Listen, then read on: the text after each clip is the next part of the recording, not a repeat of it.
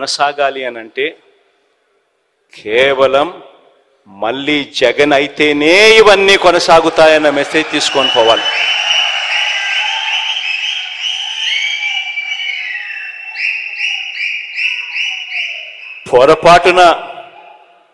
పొరపాటున మనం జగన్కి కానీ వైఎస్ఆర్ కాంగ్రెస్ పార్టీకి కానీ ఓటు వేయకపోతే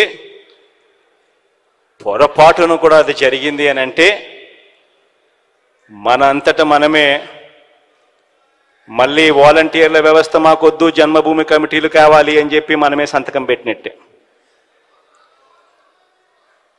మనంతటా మనమే మేనిఫెస్టోను ఒక బైబిల్గా, ఒక భగవద్గీతగా, ఒక ఖురాన్గా భావిస్తూ ప్రతి నెల సంవత్సరం పొడుగునా ఏ నెలలో ఏమిస్తాము, ఏ పథకం వస్తుంది అని చెప్పి ఏకంగా షెడ్యూల్ ఇచ్చి, క్యాలెండర్ ఇచ్చి ప్రతి నెల కూడా అమలు చేస్తూ ఉన్న ఈ పథకాలన్నీ కూడా మనమంతటా మనమే వద్దు అని సంతకం పెట్టి ఇచ్చేసినట్టే. మళ్ళీ మేనిఫెస్టో చెత్తబుట్టలోకి వెళ్తుంది.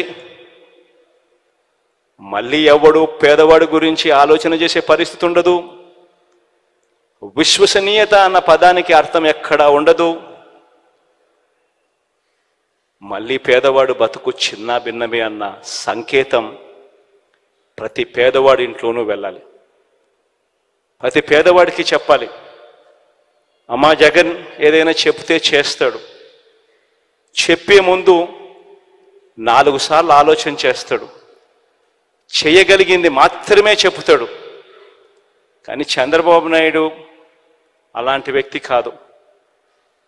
ఎన్నికల కోసం, ఓట్ల కోసం ఏమైనా చెబుతాడు, ఎవరినైనా మోసం చేస్తాడు అవసరం కోసం అన్నది మన కళ్ళ ఎదుటనే కనిపించిన సత్యం. 2014లో ఇదే చూశాం, దానికన్నా ముందు ఇదే చూశాం. ఇవాళ తాను కేజీ బంగారం ఇస్తానని చెప్తున్నాడు, ప్రతి ఇంటికి బెంజ్ కారు కొనిస్తానంటున్నాడు. మళ్ళీ జరగబోయేది మాత్రం మళ్ళీ ఇదే అమ్మా అని చెప్పి ప్రతి ఇంటికి వెళ్ళి చెప్పే పరిస్థితి రావాలి.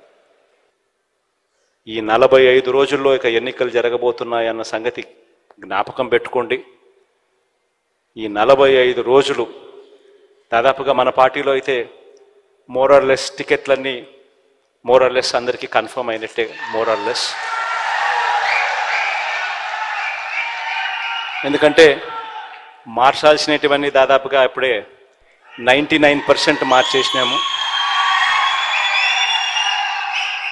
ఇంకా ఏదైనా ఉంటే 1 6 ఏదో ఉంటే అక్కడో ఇక్కడో ఏదో ఉంటే మొత్తం కలిపినా కూడా పెద్ద ఎక్కువేమి ఉండవు. కాబట్టి అందరికీ మోరల్లెస్ కన్ఫర్మే. కాబట్టి ఖచ్చితంగా పోండి, ఆర్గనైజేషన్ మీద ధ్యాస పెట్టండి.